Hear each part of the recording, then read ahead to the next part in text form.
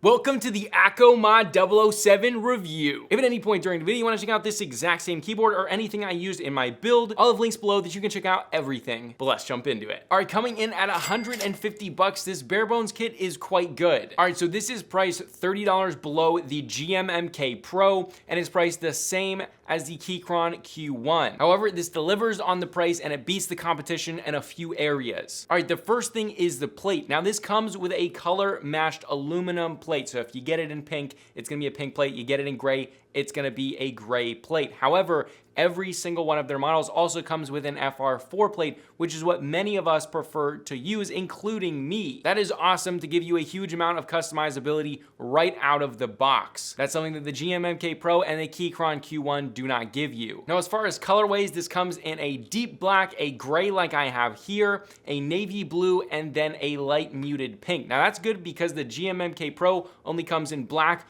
or white, and the Keychron Q1 does not have a pink color. So if you are into pink, you got one with the ACOMod 007, which is great. All right, now right away, this thing is built incredibly well. Okay, so on the bottom, there is 6 hex screws to get this thing apart, which it comes apart in the middle. The finishes and angle on this thing are super attractive and just well made. Everything feels incredibly smooth and just like an overall polished, finished product. Now this comes out of the box with some pretty crappy case foam like most keyboards do, so obviously get that one out of here. Although it does come with some pretty good PCB and plate dampening. Obviously it's not silicone, but it is pretty good and it's usable. But again, use your own case foam, or even better, do a silicone mold for this thing, which I might be doing a more intensely modded build later on. But the awesome thing is these really, really nice metal edges.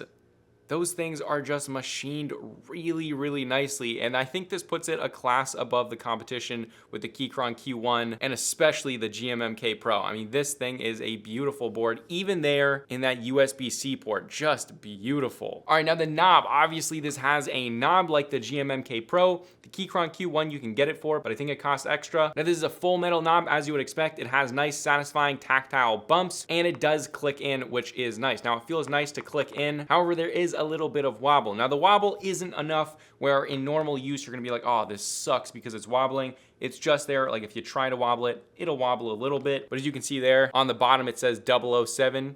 James Bond. Anyone getting James Bond vibes? I'm a big James Bond guy. Comment below if you like James Bond. So there is the metal wheel. It feels nice and heavy, but again, there is a little bit of wobble there. Not enough for it to be a big issue for me, but in the next generation, I do hope they fix that. Now, this is a gasket mounted board. Obviously, that's why the whole mounting mechanism and the case is like this, because the actual gaskets are all along the edges right here, and that's why it splits apart. Now, the GMMK and the Keychron Q1 are also gasket mounted boards. However, with this one, this has a little bit more flex than like the GMMK Pro, which basically had no flex. It was very stiff. Now I use this with the FR4 plate and it's got quite a bit more flex than something like the GMMK Pro, which is impressive because this is $30 cheaper, which is considerable at a $150 price tag. Now beyond this, the PCB is obviously hot swappable with 3 and 5 pin switches, so you can put any switch you want in this. Typical, and we expect that. However, this is the biggest and really only con with this keyboard is those LEDs. They are north facing, whereas on the Keychron Q1 and the GMMK Pro, they are south facing. That's probably the biggest deal of this entire board. That's the biggest flaw. And the reason for this is if you use cherry profile keycaps with some switches, there is interference. However, with south facing LEDs, no interference. So that's the big thing. Enthusiasts typically like south facing LEDs. That being said, the actual amount of times that there is interference with cherry profile switches and north-facing LEDs isn't really that common. It's pretty rare actually to get interference with cherry profile keycaps. I've done this on a ton of boards. I've used north-facing LEDs with a ton of cherry profile keycaps, and it all depends on switch by switch. So for me, this wasn't that big of a deal. Also, I'm not even putting cherry profile keycaps on this, as you can see. However, this may or may not be a deal breaker for you. It wasn't for me. But how's the RGB? Well, I'm never really gonna have the RGB on this thing because I think it looks amazing just like this. That being said, the RGB is nice. It's bright. If you wanna do shine through keycaps on this for some reason, if you're into a gamery vibe, absolutely go for it. It's gonna be great for that. Nice and bright, nice and vibrant, tons of modes, tons of colors, whatever you want. All right, now one of the most important things of any keyboard, the stabilizers. Now I think 99% of you are probably gonna swap out the stock stabilizers no matter what they are. However, I retuned, relubed the stock stabilizers, didn't do a mod, just relubed them, and put them on this board, tuned them up, and they are plate mounted stabilizers. They were okay, they weren't great, but even though they were plate mounted stabilizers, this PCB takes not only plate mounted stabilizers in the plate, but it also takes screw in stabs, which is great. However, I do wish they included some screw in stabs rather than plate mounted stabilizers. That being said, Holy Modding could probably do some wonders to the stock stabs if you do want to keep them. Here's a sound test of the stock stabilizers that I tuned. So I thought for a board like this, not good enough, although they could have been tuned with a Holy Mod, probably would make them quite a bit better. However, I swapped them out for some Asceni plate mounted stabilizers that are super tight in there, so they feel very similar to screw in stabilizers. So I threw them in here and this is how it sounded.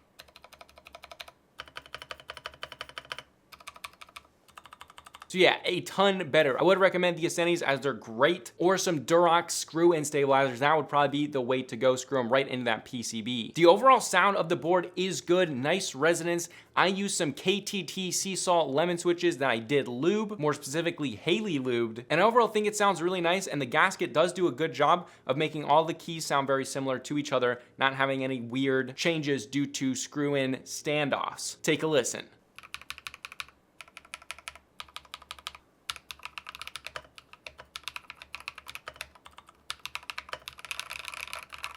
And that is how it sounds. All right, now for connectivity, this uses a recessed USB-C right over there. Now, as you can see, it is recessed in there quite a bit. However, it's got a nice fat opening. So even if you got a fatter custom cable, it should fit in there. All of mine did, so you should be good to go. And again, it is over on that left side, which I do like, so you can have your custom coil cable kind of stringing along this side. This kind of area right here makes it look really sexy. Now beyond that, it actually comes with a coiled USB-C cable. It is rubber coated. It isn't like super custom-y. However, it is coiled, and if you don't have a custom cable right out of the box, you can just use that one, start using it, and it looks a lot better than just a cheapy one. Makes it feel like a little bit more of a special board. Overall, between the Keychron Q1 and the GMMK Pro, this is probably the most stunning and beautiful and just well-made board. The machining and quality on this thing is really, really superior. But not only that, but the value that ACO gives you over the competition. Again, if you want to check out the ACO Mod 007, there are links below, and I will also link below these keycaps. These are ACO ASA profile keycaps. Really awesome. But yeah, this is a great first custom keyboard if you want to get into the customs. Absolutely awesome and probably the best looking one out there. This is Consumer Tech Review, and I'll see you guys in the next video.